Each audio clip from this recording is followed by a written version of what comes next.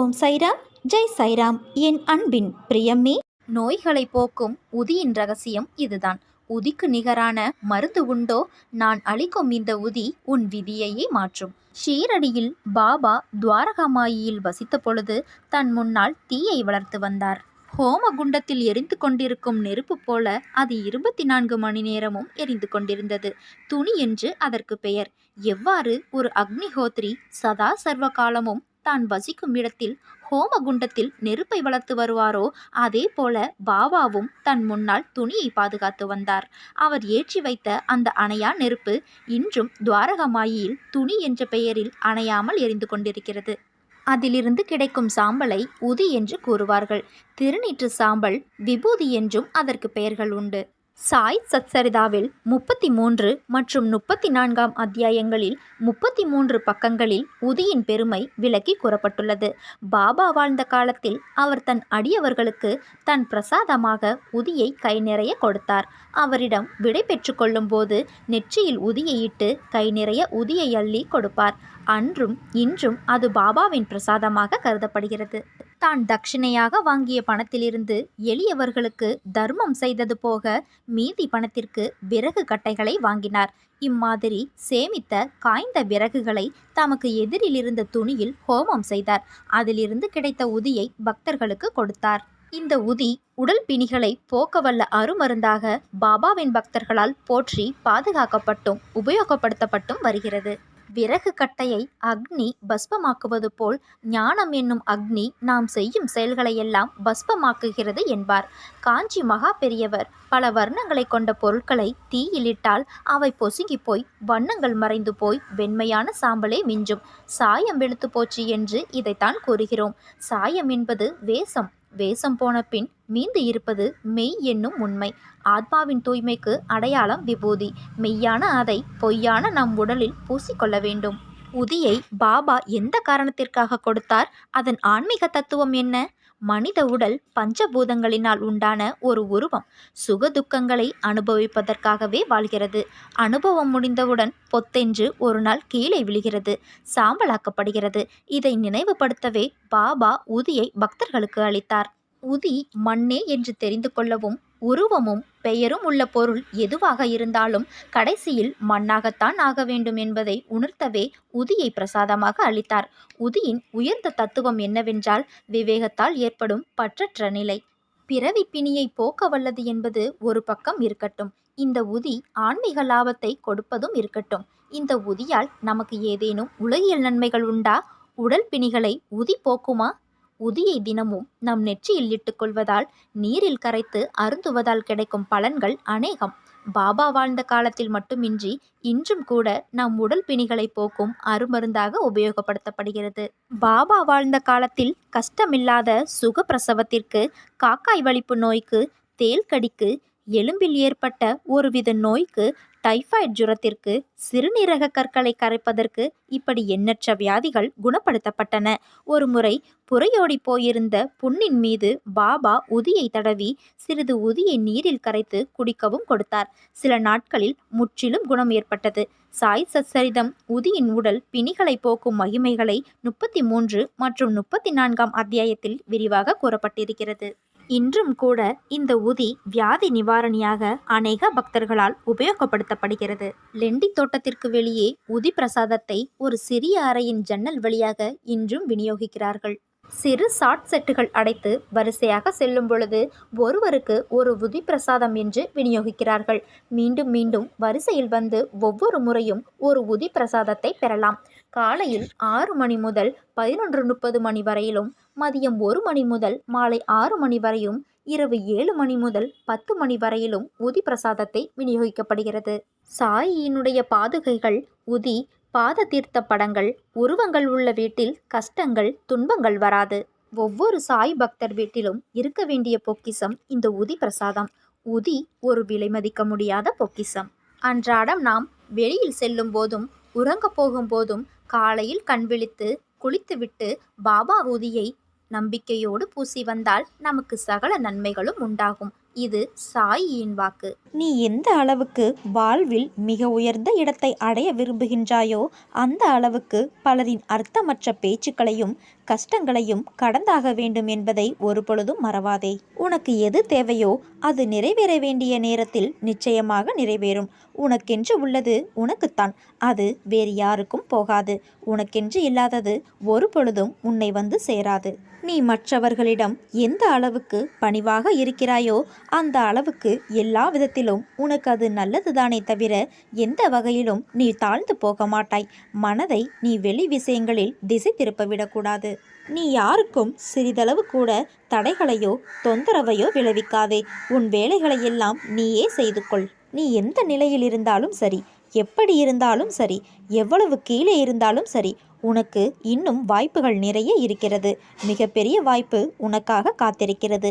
நீ மனது வைத்தால் உனக்குள் இருக்கும் எல்லாவற்றையும் நீயே சுயமாக சரி செய்து கொள்ள முடியும். உன் மனதின் சக்தி இந்த பிரபஞ்சத்தை விட மிக பெரியது என்பதை உணர்ந்து செயல்பட்டால் உன்னுடைய வாழ்க்கை இனியதாக அமையும்.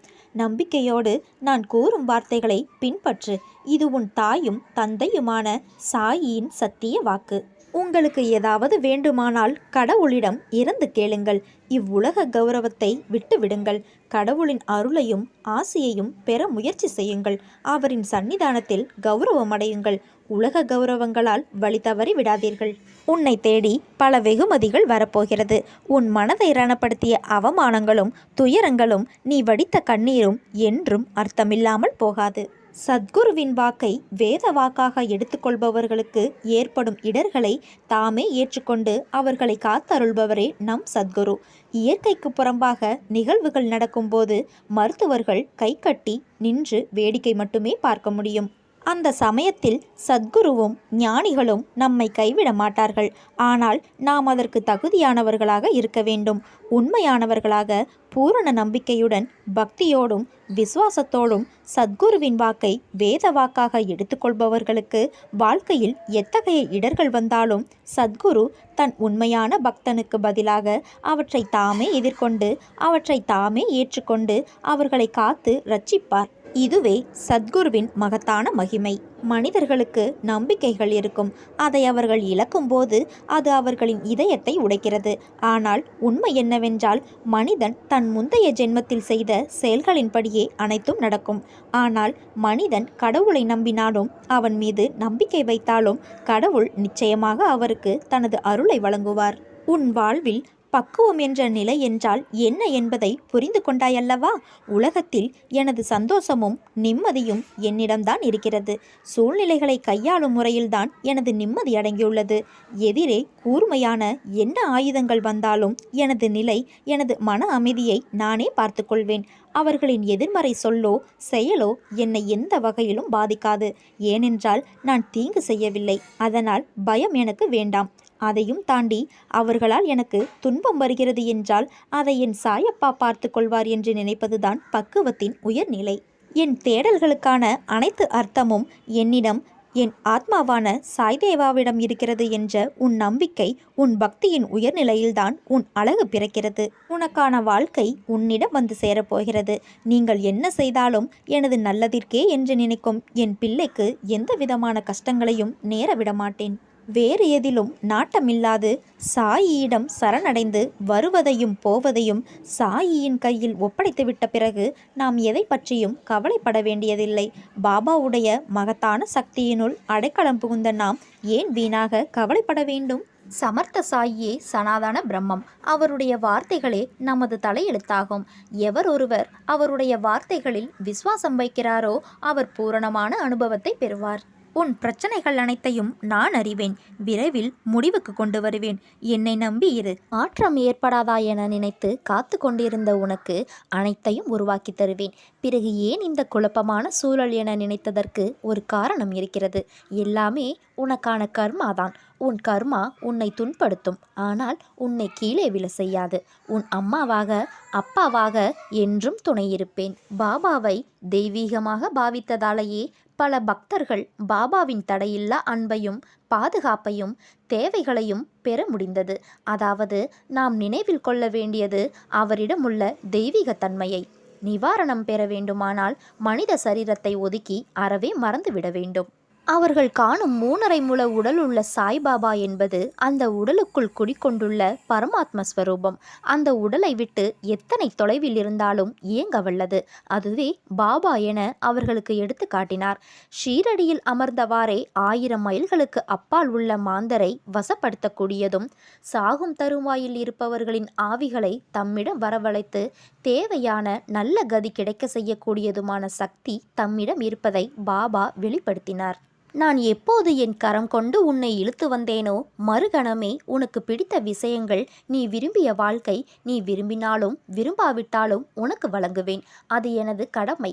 இவைகளை பெறுவதற்கு காலதாமதமாகலாம். ஆனால் அதற்காக நீ காத்திருக்க வேண்டும், பொறுமையாக இருக்க வேண்டும், அவசரப்படக்கூடாது.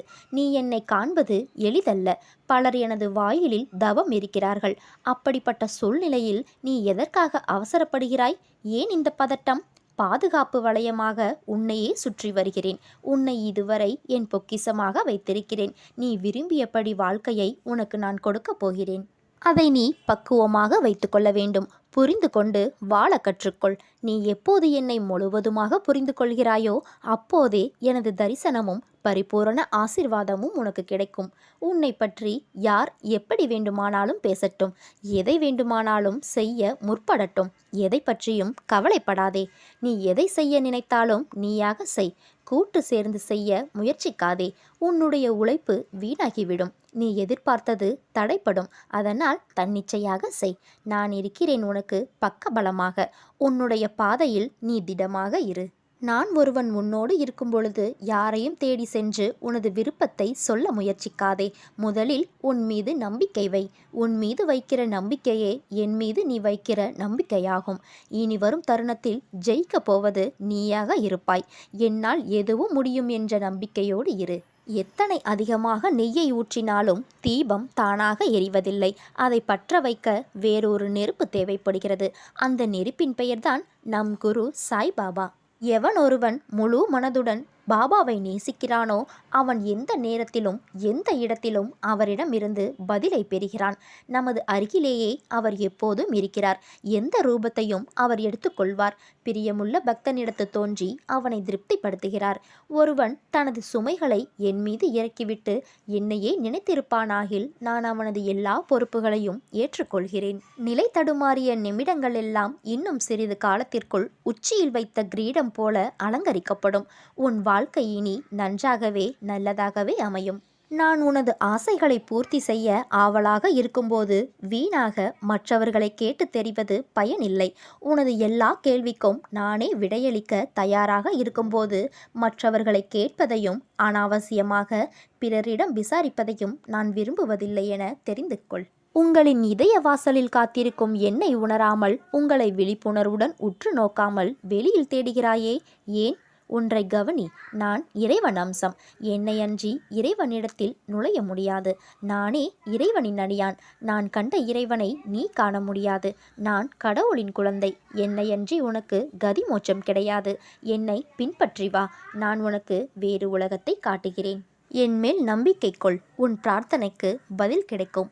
ஏகம் என்பது தன்னலமற்ற அன்பை வெளிப்படுத்தும் இயற்கையான தெய்வீக தன்மை நிறைந்த வழியாகும். யாரொருவர் எல்லா படைப்புகளிலும் இறைவனை காண்கிறாரோ, எல்லாவற்றையும் எல்லோரையும் எவ்வித எதிர்பார்ப்பும் இன்றி நேசிக்கிறாரோ, அவரிடத்தில் தெய்வீக அன்பானது குடியேறி அவரை ஆற்றுப்படுத்தி இறை ஒளியினால் நிறைத்துவிடும். பாரத்தை சுமப்பவனான என்னிடம் உங்கள் பாரத்தை இறக்கி வைத்துவிட்டு நம்பிக்கையுடனும் பொறுமையுடனும் காத்து கொண்டிருங்கள். உங்கள் பாரத்தையும் வலியையும் நான் என் மீது ஏற்றிக்கொண்டு சுகத்தினை மட்டுமே உங்களுக்கு வழங்குவேன்.